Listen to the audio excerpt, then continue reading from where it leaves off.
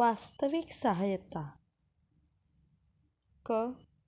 रामविलास को एक रात के लिए दूसरे गांव में कब और क्यों रुकना पड़ा?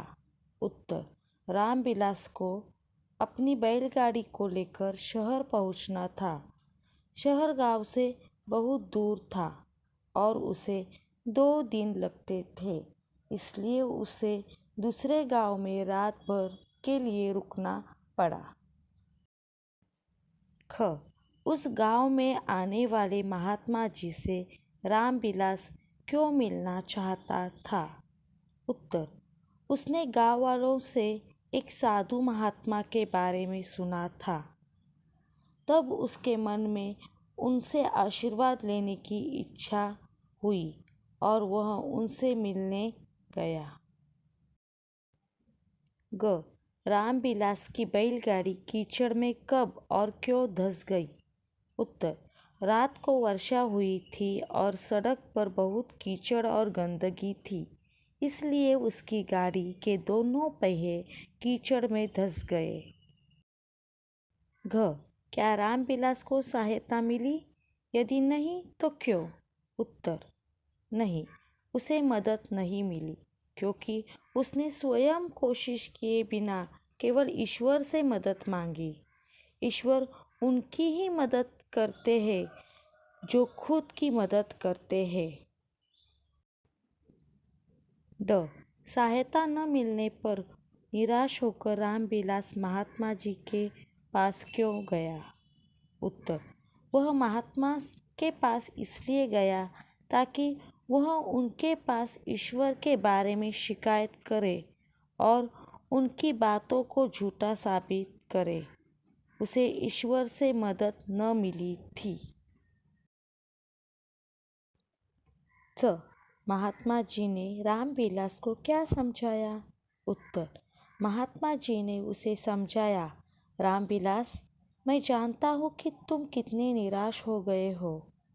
वास्तव में ईश्वर वहाँ है, परंतु जैसे मैंने तुमसे कहा था कि वह मात्र तुम्हारी सहायता करने तब आएगा जब तुम पूरे बल और यत्न से अपनी ओर से कोशिश करोगे। छ. क्या ईश्वर ने रामविलास की सहायता की? यदि हाँ, तो किस प्रकार? उत्तर: हाँ, ईश्वर ने उसकी मदद की।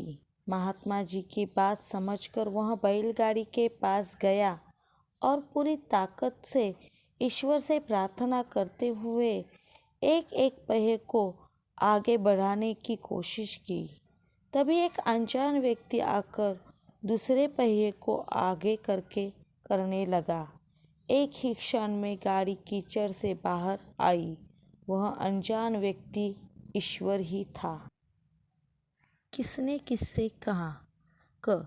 वे ईश्वर से प्रार्थना किया करे, ईश्वर उनकी सहायता अवश्य करेगा। उत्तर: साधु महात्मा जी गांव वालों से कहा। ख. वहाँ ईश्वर नहीं है जो मनुष्य की सहायता करे। उत्तर: रामविलास ने साधु महात्मा जी से कहा। ग. यह तो उसी प्रकार है कि कुएं पर जाकर हम पानी मांगे, परंतु क्या कुआं हमें पानी देगा? उत्तर: साधु महात्मा जी ने रामविलास से कहा। सही उत्तर चुनकर लिखिए। 1. बहुत समय बीत जाने पर भी वहाँ कौन नहीं आया? ईश्वर। 2. रामविलास शहर में क्या बेचने जाता था? चावल। 3. रामविलास को ... के शब्द याद आने लगे। साधु महात्मा। ईश्वर ने रामविलास की सहायता एक ... के रूप में की। अनजान व्यक्ति। पाठ के आधार पर कुछ कथन दिए गए हैं, सही और गलत लिखिए। क. रामविलास एक सीधा साधा किसान था। सही। ख. ईश्वर असत्य, हिंसा और द्वेष के प्रतीक है। गलत। ग. दूसरे दिन प्रातः रामविलास अपने गांव लौट आया। सही। घ. ईश्वर हमारी सहायता तब करता है जब हम अपनी सहायता स्वयं करते हैं। सही। ड। ईश्वर की प्रार्थना के साथ हमें अपनी समझ, विवेक और बल का भी प्रयोग करना चाहिए। सही। नीचे दिए गए वाक्यों में रंगीन शब्द पढ़कर बताएं कि स्त्रीलिंग है या पुल्लिंग। 1. वह शहर की ओर चल दिया। शहर पुल्लिंग। 2. रामविलास अपनी बैलगाड़ी लेकर बाजार की ओर चल दिया। बैलगाड़ी स्त्रीलिंग। 3. हे ईश्वर, आकर मेरी बैलगाड़ी कीचड़ में से निकाल दो। ईश्वर पुल्लिंग। 4. साधु जी ने ईश्वर के विषय में बातचीत की। बातचीत स्त्रीलिंग। उसकी सहायता एक अज्ञात व्यक्ति के रूप में ईश्वर ने की थी। सहायता स्त्रीलिंग। नीचे लिखे वाक्यों में सही कारक भरकर वाक्य पूरे करें। पर, के, का, मैं, की, ने, को।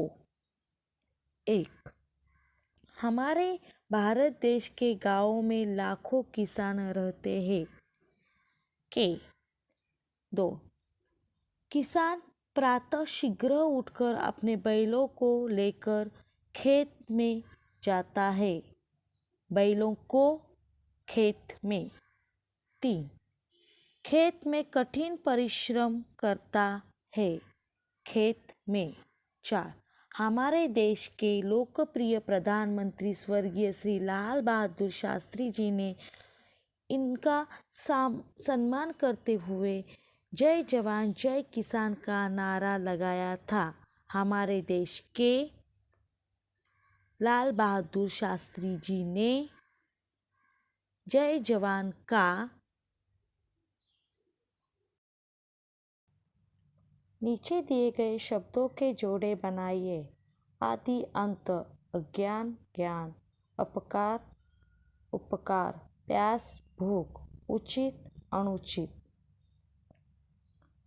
नीचे लिखे शब्दों में से सही समानार्थक शब्द लिखिए।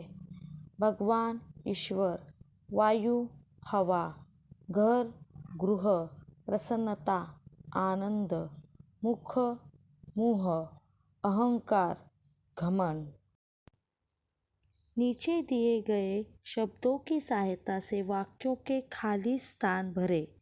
सिर आँखों पर रखना, चेहरा खिल उठना, आँखें उठाना, हवा हो जाना, धुन सवार होना। 1. रामविलास सहायक व्यक्ति को जब तक धन्यवाद देता तब तक वह साइकिल से हवा हो चुका था। 2. महात्मा जी की ईश्वर से संबंधित सारी बातें उसने अपने सिर आँखों पर रखा। रामविलास की बैलगाड़ी जब कीचड़ से बाहर निकल आई तो उसका चेहरा खिल उठा। 4. उसे अपने प्रार्थना के उत्तर पाने की धुन सवार हो गई थी, इसलिए उसने प्रार्थना सहित प्रयत्न भी किया। 5. अपने माता पिता के प्रति आदर के कारण वह उनके सामने आंखें उठाकर नहीं देख सकता। सही उत्तर चुनकर लगाइए। कौन सा शुद्ध रूप है? प्रयोग। सिपाही को देखते ही चोर 9 2 11 हो गए। सरपट भाग जाना। उसके पास आजीविका का कोई साधन नहीं था। कमाई। निंदा का विलोम शब्द क्या है? स्तुति।